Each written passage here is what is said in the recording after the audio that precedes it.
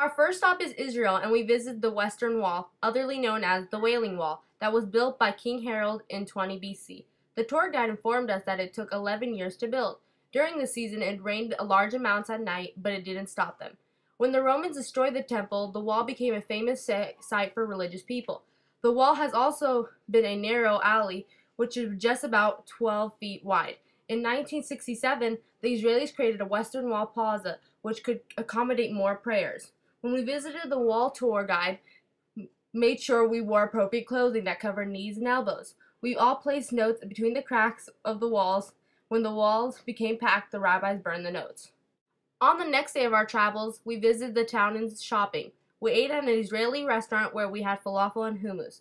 It was different than what we normally have, but it tasted really good. It was very humid and very hot in the summer, and it reached about 100 degrees. We were very excited when we hopped on a plane to Paris.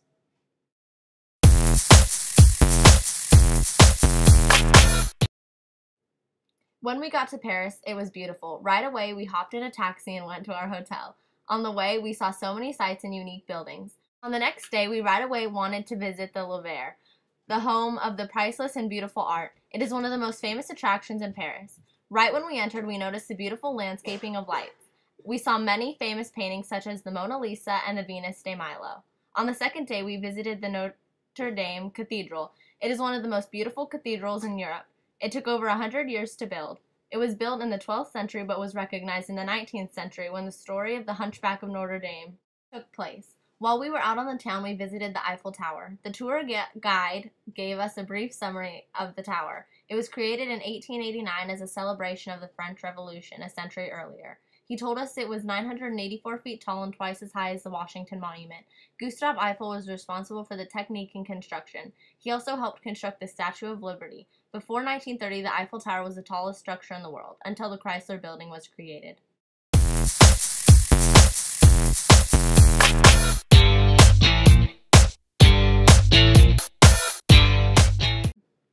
We ended up flying over to Rome, Italy the next day. The first place we went to visit was the Colosseum, which is also known as the Flavian Amphitheater. It's located in the center of Rome, and the structure is the largest ever built in the Roman Empire. When we got a tour guide, she told us that the construction started in 72 AD and was completed in 80 AD under the power of Emperor Vespasian.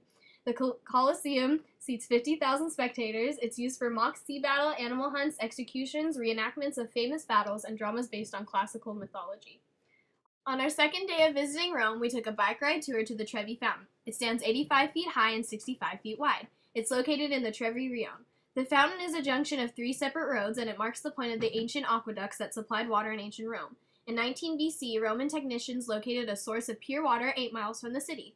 The water served Rome for more than 400 years. In 537, the Goth besiegers broke the aqueducts. The backdrop for the fountain is the Palazzo Poli, given a new facade with a giant order of Corinthian pilasters that link the two main ideas together.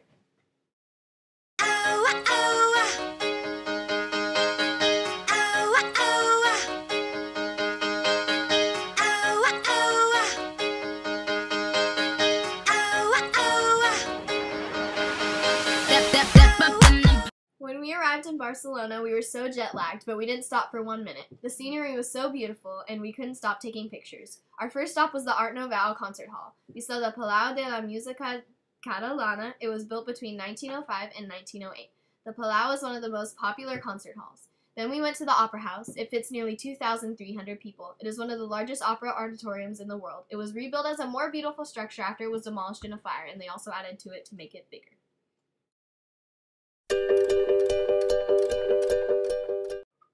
When we were back in the United States, we made a stop in Hawaii. Not only did we see the beautiful beaches, but we saw Pearl Harbor. It is the largest natural harbor in Hawaii. One of the most memorable events in history happened there. The Japanese attacked the Navy in the harbor. It is the only naval base that is also a National Historic Landmark. 1,177 crewmen were killed.